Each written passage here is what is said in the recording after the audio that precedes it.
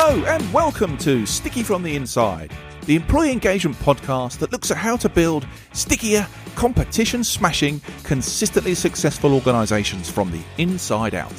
I'm your host, Andy Goram, and I'm on a mission to help more businesses turn the lights on behind the eyes of their employees, light the fires within them, and create tons more success for everyone.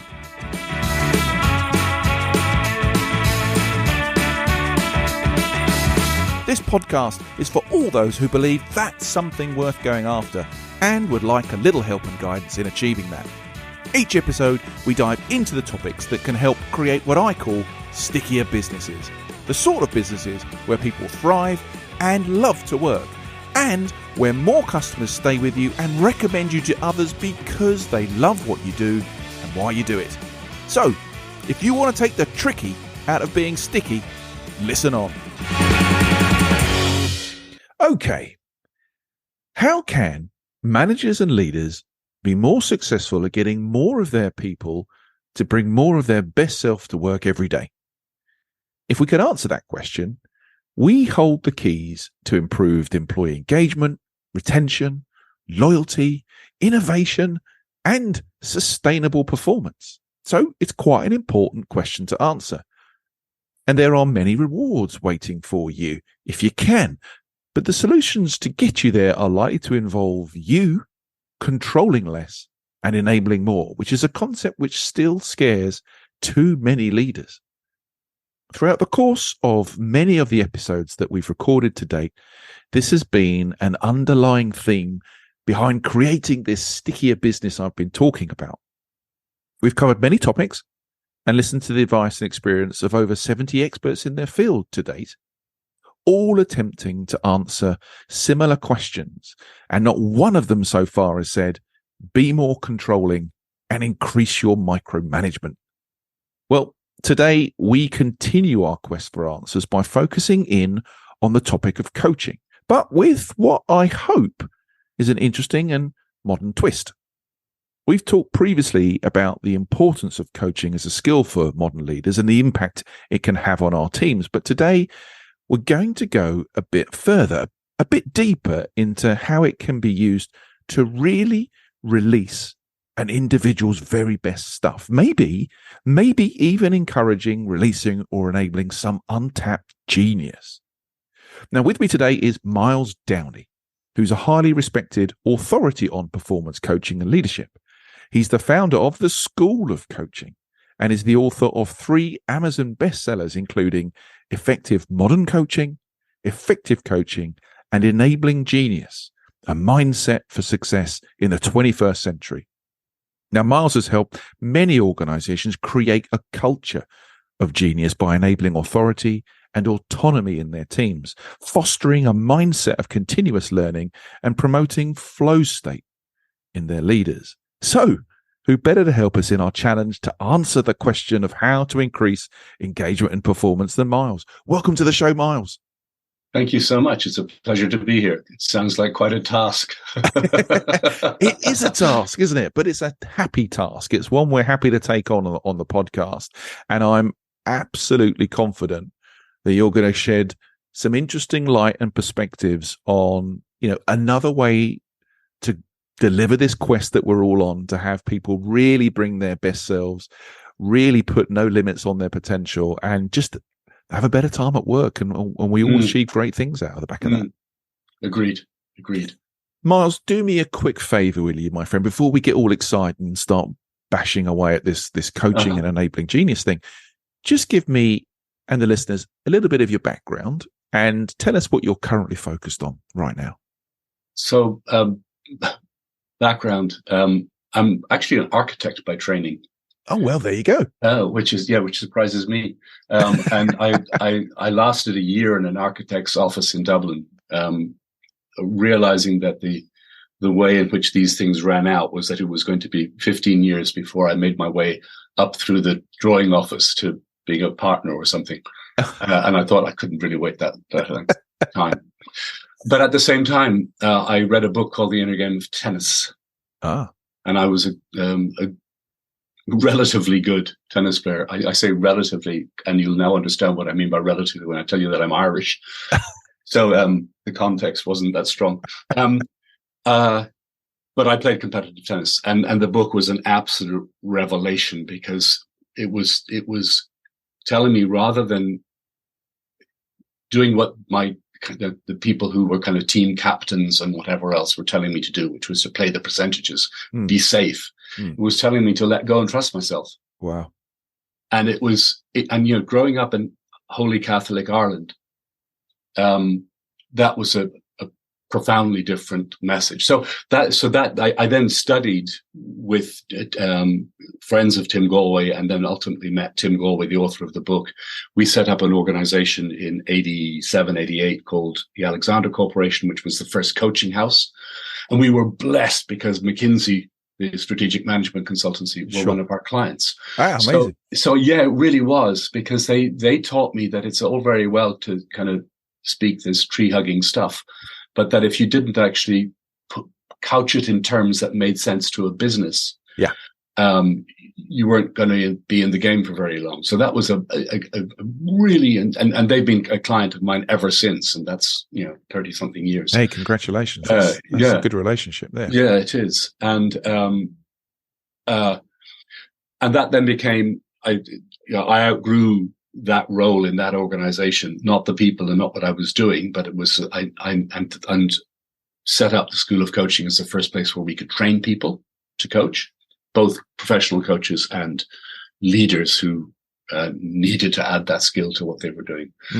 Then that became, somebody asked me to write a book about it, and I did, and I kind of grew from there. So I've been, last few years, I've just stepped back into the world of executive coaching. So I have the reputation, whether it's true or not is another story, of being one of the few people who can work in the C-suite. So that's a good reputation to have. That's a nice reputation. Trying to get back in there. And the book that I wrote first in 1990, yes, 1996, no, 1999, it was published. I've rewritten it or edited it twice since, so I'm now on my fourth editing. So that's there. So yeah, ever more relevant, I'm sure. Yeah, and the pleasure is that, having taught and performed the coaching, that there's an interconnection between those things. That means you constantly learn. So yeah, we'll see. Oh, well, I'm sure continuous learning and development will come up somewhere in the chat today. You never know. As we get into it. Yeah. Okay, so look, this, you mentioned, a bit of a quest right at the start. When we talk about stickier businesses, or rather when I talk about stickier businesses, this is all about this concept of having a place where people really love what they do. Yeah. And actually your customers go on to love what you do because of the way you do it and everything else, all that lovely, good ecosystem. Yeah. But if we are really trying to get the best out of our people today, and actually you just talked about your fourth edit of a book, what are the things we should be focusing on? Where should we be paying most attention? And what's going on in the world of business, come back to your fourth edit, that's sort of showing why these things are important, and actually perhaps how things have changed recently? Yeah, it's such a big question and such a complex one, and there's so many moving and interacting parts. You don't have to go back too far to kind of be very, very clear that we live in a constrained world. In which the requirement is to be compliant. That's how you progress. So I didn't stay in the architect's office because I couldn't do that. But that, and if you look at the kind of the history of management, you kind of get from, Henry Ford's insights that lead you to line management. And then a good bit later, you get to, and that's all about more and more process. Yeah. And then you get to total quality management. And guess what? That's all about more and more process. And then you get to business process re-engineering. And then you get to Six Sigma, where there are virtually no errors being created through the management process. Yeah. And of course, a number of things happen. One is you become reliant on process. And two is you either forget about the people, as Mike Hammer said once. He said, we made a mistake. We forgot about the people. He was the guy behind business process re-engineering. So, or you start applying those processes to people. So you end up with competencies and people jumping through hoops.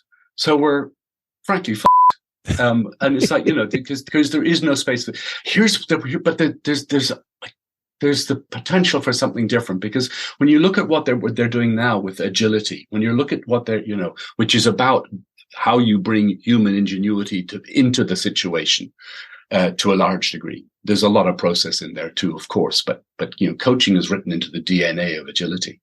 And you look at the speed at which things are moving. You look at the interconnectedness in business, or the need for it.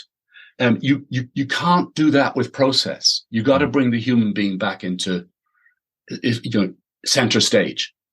And I think that's, there are those two competing things. There are so many forces in the world that pull us from out of connection with the world, from our mobile phones to, artificial intelligence, which can be, good or evil. Yeah. And the danger is we forget the human being again.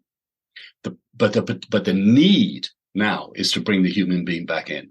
And so my answer to your question is, where should we focus? We should focus on the people. Yeah. I'm obviously in wholehearted agreement with you. I just think we've mentioned this on many episodes before, but I think the pandemic gave us a bit more focus on people, whether it was genuine or forced. There was a sort of bow wave, I've called it, of humanity that came back into business. I'm not so sure it's stuck, because I think we're seeing lots of people still wrestle with that concept and trying to get back to what they believe is normal. But there's undoubtedly it's a harmony of those, the people and the process. Yeah. Right? Yeah. It has to be, but there has to be real focus on explaining why and how to the people and getting them to work it out for themselves, that this is a good thing and this will help and make them better and all those sort of great things. So when you think about this changing world, more complex, faster paced, I guess maybe even greater expectations are on people, of people. When you're thinking about coaching, when you're thinking about skills, or you've used the word competencies that leadership really need to have that back up this coaching approach, what are the key tenets that you believe in and coach by yourself? As we attempt to move out of command and control. Yeah. So people have been for 20, 30 years, people have been talking about the death of command and control. And frankly, it's still the default position for most people. And lots of people in senior positions quite like it because it gives them the illusion of being controlled so they can sleep at night. But it's now a problem rather than something that actually to some degree served us. So, there are those who argue in its time it was appropriate. So what I'm seeing and trying to push and put energy behind is from moving from command and control. Most people haven't known to what. Yeah. So I did some kind of, you might call it research. You might call it something else. But I looked at two organization types that really need to get the best out of their people. And it was kind of surprising because when you start pushing into that, you get to the army pretty quickly. Okay. And you look at mission command in the army is quite different from what one imagines an army to be. It because the fundamental tenet is to trust your people. Yeah. The second one is to make sure that they have the context so that they can make decisions. So when you're cut off from the central command, you're in a position where you can make decisions for yourself. So that was a really interesting thing. And the second one was looking at really good startups where you're burning somebody else's money. So the demand is to get the return as quickly as you can. And that means the people, they've got to be highly effective. So a tenet in the world of a startup is that everybody should know what the primary business objective is. And I spent 4 years very recently working on a mobile learning platform in a very highly stressed environment. Great fun most of the time, but it was constantly what's the primary business objective, and how does what's on your desk contribute to that? Because if it doesn't, do something else. So that led me to the notion of align and enable. So the shift is from command and control to align and enable. And align means that there's an alignment between at the level of task between what I'm doing and the overarching mission. Alignment means that there's an alignment between me and the organization. So at the level of task and at the level of person, so that I can see my contribution to the bigger picture. And that breaks down then into three skill sets and relationship. So the three skills are lead, a verb. So not leadership, lead, manage, a verb, coach, a verb. And I've got those in my head as three circles with lead at the top, manage on the right-hand side, coach on the left-hand side, and on a platform, like a foundation of trust relationships. So trust, trust-based relationships. And when you've got those things in place, the lead is why, that everybody should understand the context. The manage is what, that I should know what I'm doing, and it should be clear between us. And the coach is how. And it's so simple. And if you get that right, then you've begun to create the conditions in which people have clarity. Because if I know why I'm doing something, what exactly it is and how I'm going to do it, I'm in motion. I absolutely love that, because I get frustrated by the command and control default position. And often when you're having conversations with maybe prospective clients, or you're doing leadership development programs with emerging leaders, often you get that doesn't work for the army, is all command and control. And I think the piece they always miss is that context. And when you leave out that context, like for instance, when, leadership teams have thought about, planned a project for goodness knows how long, and then they decide they're going to tell the world what it's going to be. I remember, because I've sat in those forums, people go, well, they don't need to know that. We don't need to know that. We forget that we need to take the journey that we've been on through to our people. Yeah. Otherwise, they miss the connection. They just and I think that point about really seeing how you contribute, not this stuff about what's in it for me. It's actually, how do I add value? Yes, that's a very important distinction. Yes. Yeah. I mean, massively important. Within the skill sets, and I think lead, manage, coach, love that.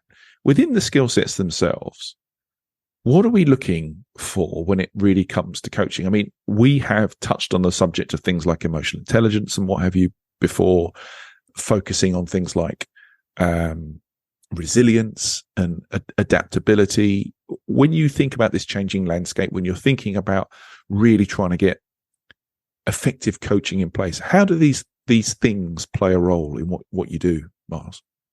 So first of all, we need to be clear about what coaching means, because it's kind of been stolen by people who don't know what they're doing.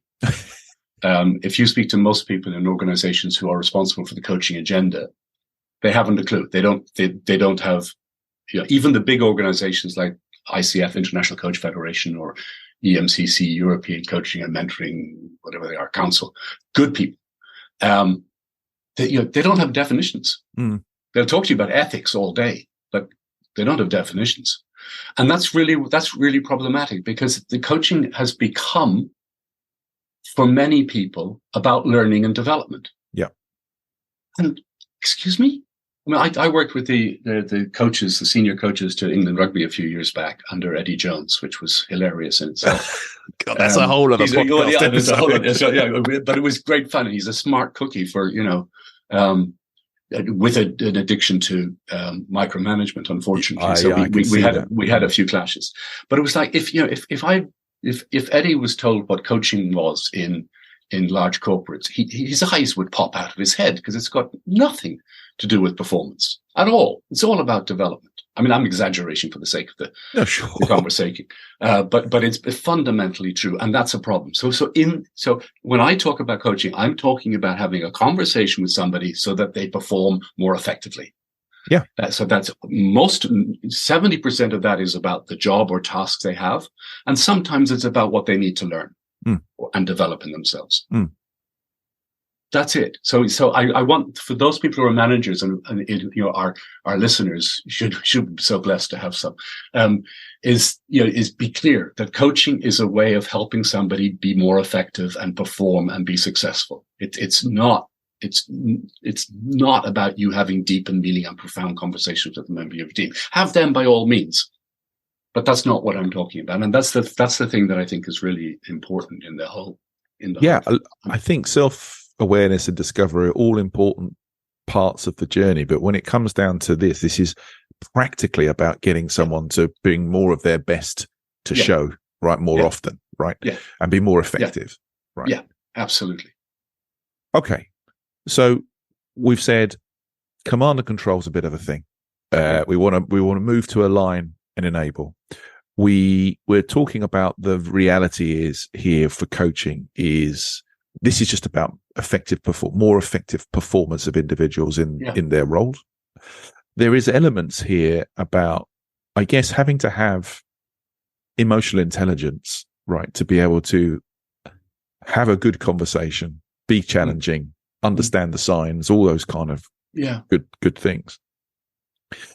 When you talk in your books, and when I think I mentioned it even in the intro, you talk about tapping into a flow state, right? Now, again, when we're thinking about how we help people get into those states, what is it we're looking for? How do we achieve that, and how important is it? So if you define flow as some would, as being the mental state in which people perform to their best, then in one way, shape, or form, all sports people and athletes and elite performers know that. Yep. They may construe it differently. They will construe it differently, but they will also, if you start asking them, and I have done, to describe to me when you're at your best, and what they describe is a state of, there are some characteristics to that state, that they're total absorption in what they're doing, no distractions, a kind of a sense of self-belief and confidence that's not arrogance, but it's just, and there are some kind of stranger signifiers of it. Kind of, time seems to almost kind of both stand still and accelerate. So you see, things happen in a different way. If you're playing tennis, the ball seems bigger. You're not second guessing yourself. You have clarity about what to execute. And in that place, it seems more of what we are as human beings is available to us. So we do things that surprise ourselves. We play shots we didn't know. I hit a shot yesterday, and my coach actually stopped and looked at me and he said, "How did you do that?" Which the only answer is, "Well, I'm not telling you." It's like, but it was because I was just in that moment. I was completely there, and I felt something before I did it, and executed something I've never done before, and just sheer joy. So if we know that about that place, and all sports commentators talk about it. Oh, he's completely in the zone, or whatever. But they talk about it as if it was this magical thing, without realizing that actually, if you're not, there's always some flow. It's not a question of being in flow or out of flow. There's always some flow. If there's no flow, you're dead. Yeah. So it's about finding the tiniest bit of flow and fanning that flame and bringing it into life. So yes, I'm trying to help very busy, typically more senior people in business, in leadership positions with huge demands on their time, find ways of getting to that a greater state of flow. And some of it's really simple. Some of it's about understanding what the primary business objective is. Sure. Some of it is about having real clarity of intention for almost everything you do. And obviously the work comes and bites you on the ass every now and again, and you can't do it all the time. But if you can increase the amount of time you're doing that, you're in that state of flow, that's just hugely valid. And so what even things we do traditionally, that you're kind of making a to-do list, if the function of the to-do list is to help you not forget things, that's all well and good. Or if it's a device about effectiveness, that's all well and good. But actually, if you reframe that as a way of keeping you in flow, then it becomes a completely different tool. Yeah. I think that intentionality is so important, right? Yeah.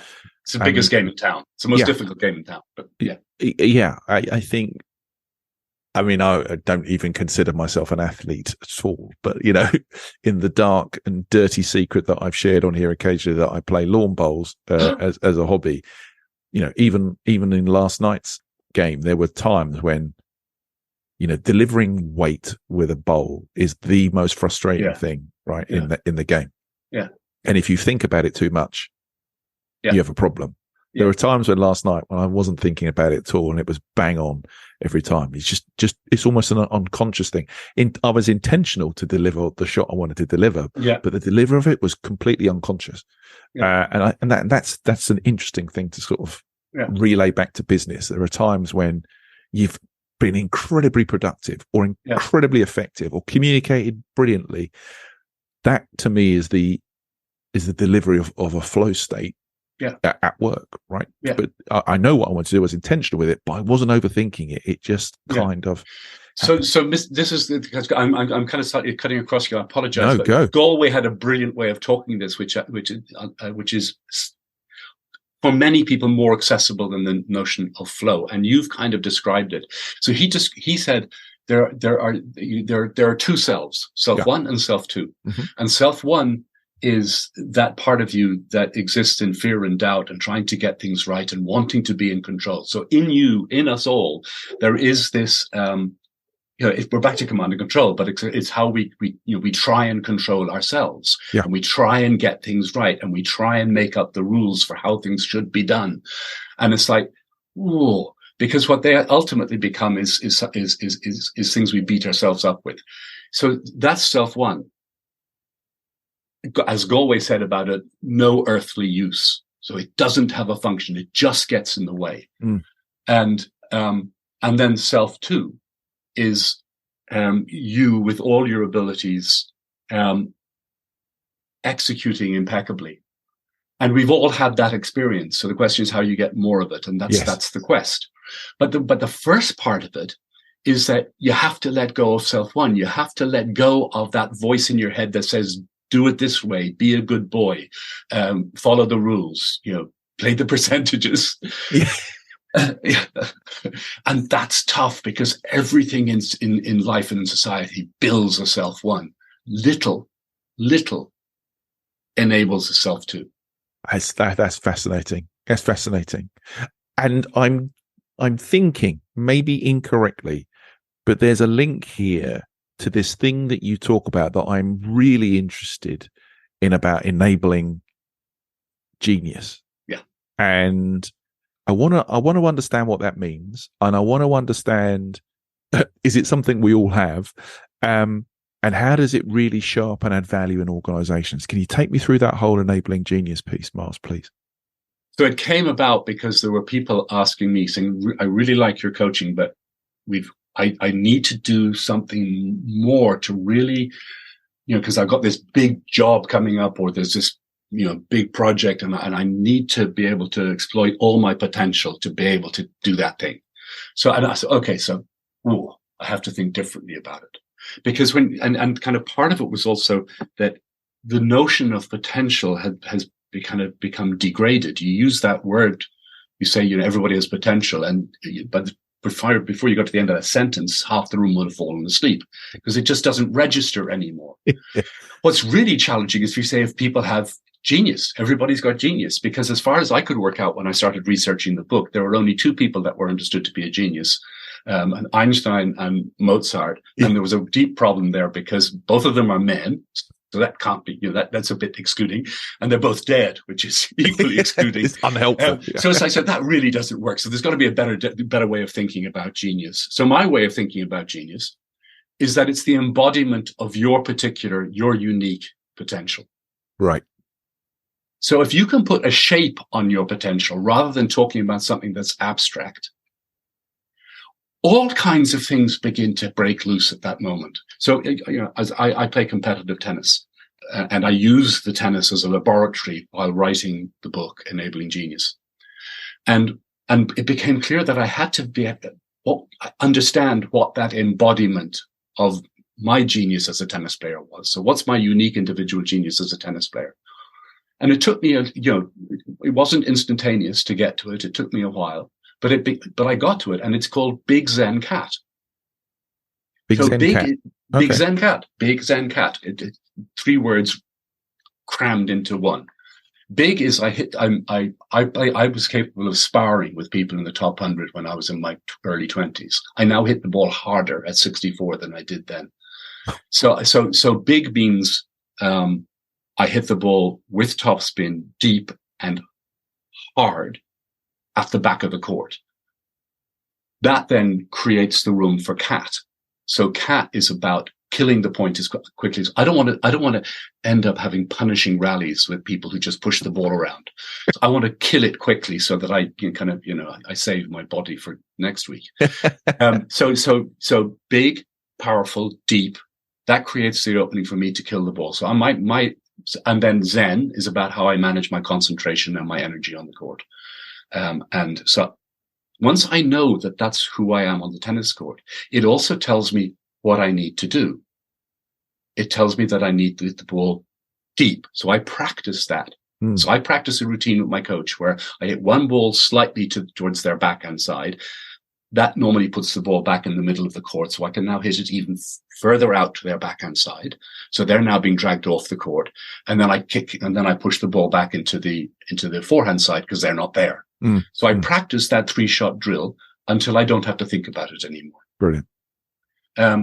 And there are other tactics that come out of being Big Zen cat. So I get into a silly situation on tennis court where my mind self one is crowding back in, all these people watching and it's a lousy day and I hate playing in the rain and all that stuff. Yeah. So, shut up. It's just stuff. What's the strategy? Oh, Big Zen cat. And the minute I say it, I relax and I know how to execute. Nice. Does it work all the time? No. But I get into flow. So I work with one of the things I do with the people I coach with leaders is to say, okay, so hold on, wait a minute. What's your unique individual genius as a leader? How do you do it? I mean, not what you learned in Harvard or wherever it was, or not what you learned from your previous managers who probably just fucked you up. So it's like, no, what is it that you need, that your unique genius is as a leader? And I had a beautiful moment with a very special woman who, was in a city borough, big Midlands city borough, as one of the executive team. And she thought that, largely because she hadn't thought about it a lot, that what she brought to her team was kind of a nurturing, taking care of vibe. And when I asked her as part of the process, I said, hold on, wait a minute. What do people come to you for? And it was a shocking realization was that people came to her for strategic insight. Right. But you see, as a woman in a man's world, that's not her job, So she kind of, she hid that one, I hid that light. And then the dawning realization that that's what it was. And it's okay. So how do we manifest more of that? Yeah. That's a powerful moment though, right? Oh, gee, transformative. Yeah. Utterly transformative. So that's what I mean by genius is embodying your potential and lighting it up, go out and act on the basis, do what you're great at. And do it more often. And do it better. Yeah. Do it better. Brilliant. And typically, if you go behind the scenes of this enabling genius, is there a framework behind it? Yeah, and it's the right question because what I pulled about 20 people together to help me, as a team, not to help me, but so that we could get to some understanding of what was going on. And our intention was to have your word, a framework that would allow us to coach our clients. So with that in mind, we then went and looked at people who had demonstrated greatness. Okay. Across all kinds of spheres, from Charles Hazelwood, the extraordinary music conductor, kind of a slight maverick in his early days, does things very, all kinds of people. The guy who was led the Red Arrows. Okay. So really diverse people. Yeah. And some people who you recognize more easily, kind of in the world of sports and whatever else. And what we found as you look into what people do was that they had a clear sense of their identity. So, you look at, in my sport, Nadal and Federer, they do the game completely differently. Yeah. But they're both playing the same game. And what I would suggest is that they found out what their identity, their unique individual genius is in the world of tennis. Yeah. So identity was one. The next was I've labeled it different things: drive, desire. I'm now back to the word will. So it's about motivation. Those people demonstrate a will in the moment that drives them on. In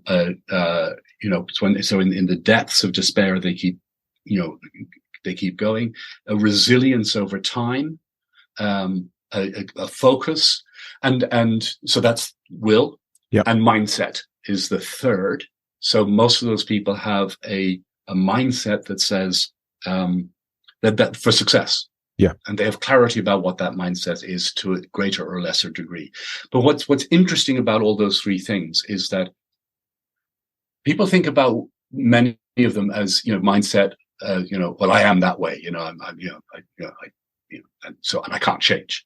And they think about will as if motivation, as if they were given a fixed quotient at birth. Right. But identity you can learn about, you can develop, you can change. It'll change over time as you move through different stages of life. Will you can develop, you can make your will stronger. Yeah. Mindset, exactly. Do you even know what your own mindset is? So you can examine that and you can create and build a mindset. So what overlapped over those three notions is the idea of learning and development. And that was kind of the thing that locked the three into place. So those things. I love that. And I guess coming back to a point you made before, there's elements of choice in all of those things and a degree of intentionality, right? I mean, that's the multiplier within that, right? Yes, right. That's good. Yes. In terms of then, if we're looking at the need for this stuff and we're looking at this particular drive and focus in this area of releasing full potential, but in your words, much, much more exciting in enabling the genius. In your experience, in the clients that you work with, in the businesses that you have helped, what are you seeing as the tangible benefits, which I guess comes back to the McKinsey thing of if this doesn't work in business language, just go hug a tree, forget about it. Yeah. When we're thinking about performance and retention and engagement, what do you see the result here? What is happening and why do you think that is? I can answer from two perspectives, and one is from the corporate perspective, and the answer there is nothing's happening really. Okay. There's of course there are people who talk about leadership and do leadership things, and people in organizations but we're still broadly caught in command to control and in people in doubt revert to process. Yeah, we'll set up a team to talk about that. We'll have a committee to talk about that, rather than cracking in a minute. So I think the brighter lights are things like, in the world of startups and entrepreneurialism, there is an emerging understanding of something you might call entrepreneurial mindset, and that has huge potential. So agility and working in agile ways. Great stuff there that is actually, entering into mainstream work. I'm contradicting what I said a few seconds ago. And the entrepreneurial mindset. But the fear at the top of organizations of losing control is just so great. And the level of micromanagement that goes on is so great that it's an uphill battle. On the other hand, change happens one person at a time. And that's what we forget. So we try and broad brushstroke change an organization by writing things on posters and sticking them on the wall in reception, and we think that's the job done. So where I've had fun and where I've made a difference is where I'm working with the leadership of a division of an organization or coaching a startup, and you've got a leader who's up for it. And then you can make real change. And the change happens in terms of people hitting and exceeding objectives of people stepping up to a higher level of productivity and performance, of self-confidence, of clarity and speed of decision making.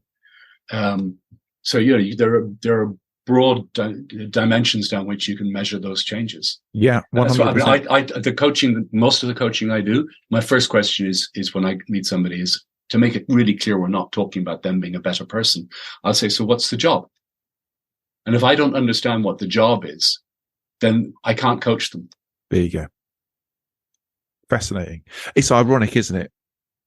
I'm listening to this conversation and we've talked about some really interesting concepts. The concept of fear of change in the first place, I think, is really interesting because that fear leads us to go into the command and control aspect. And control is what restricts genius, ultimately, doesn't it? It's the thing that restricts genius. And all the time on this podcast, or if I'm doing leadership dev work or whatever it is, we talk about this concept of letting go, which is the complete reversal of fear, of letting go. And that is what will enable the genius. And all the benefits you've just talked about do not come from control. They come from letting the genie out the bottle. And so it's just, to me, it's entirely ironic that the default position for people still today is control, because that gives me power. But it doesn't bring you sustainable results. It doesn't do anything like that, which I think is, it's just ironic.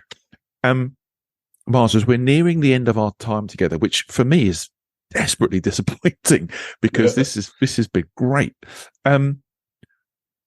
What I would like you to try and do is, if you were to summarize all of your wisdom, knowledge that you could leave behind for me, for my listeners and myself, but you can only fit it on 3 little sticky notes.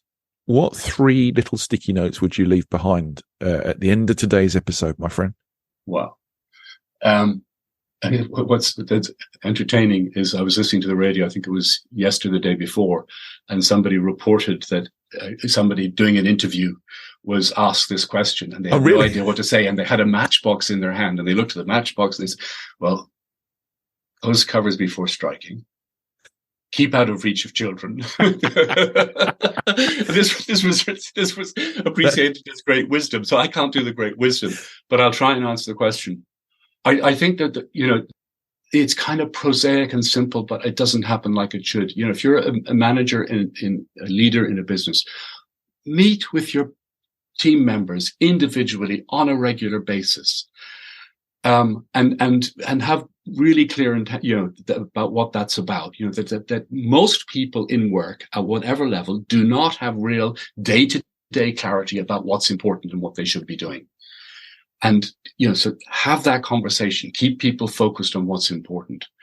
They'll then deliver, they'll have more fun, they'll feel, rewarded intrinsically and probably ultimately extrinsically. So have that be, meet, clarity, feedback. That's kind of just so important. Another thing that I think I would have on a post-it would be, or a stick would be, find out what your each individual in your team is great at. And even if it's not work related, know that what you're trying to do is tap into that genius. I said once at a conference quite recently, words that came utterly spontaneously, which was, can you imagine if every teacher in the country stood at the front of the room and looked out over their class of young charges and said, I wonder what the unique individual genius of each of those people is. Brilliant. It would be just utterly transformative. So understand what each member of your team is great at. And the third one is, it's almost counterintuitive and very difficult to do in the way our work is configured. Take time to think. Just you step back, pause, and think about what you're doing, where you're going, the work, your people, all of that. Take time to think, because the clarity you get out of that will allow you to be more focused and more accurate in the interventions you make thereafter, which frankly is all that coaching is about in the first place. Well, a lovely way to circle, and no matchbox in sight, Myles, with those sticky notes. Very, very good. Myles, I have really enjoyed talking to you. My head is full of all sorts of stuff that I want to go away and think about and do. If people want to find out a bit more about you and what you do and the books, where can they find that stuff out, Myles? You go to my website, Myles with a Y, the Irish spelling, MylesDowney.com. Or I'm on LinkedIn. You type in my name, you'll find me. Brilliant. You type my name into Google, you find a lot of rubbish about me very, very quickly. Yeah. Well, I will put none of the rubbish, but all the good stuff in the show notes, my friend, and people can easily access that. Myles, thank you so much for joining me today. I've really enjoyed our chat. It's been great fun. I hope we keep in touch, and I would love to speak to you again soon. We'll do that. Yeah. Thank you so much for joining me. You take care today. Real enjoyment. Thank you. Okay, everyone, that was Myles Downey. And if you'd like to find out a bit more about him or any of the things that we've talked about today, please go ahead and check out the show notes. So, that concludes today's episode. I hope you've enjoyed it, found it interesting, and heard something maybe that will help you become a stickier, more successful business from the inside going forwards. If you have, please like, comment, and subscribe. It really helps. I'm Andy Goram, and you've been listening to the Sticky from the Inside podcast. Until next time, thanks for listening.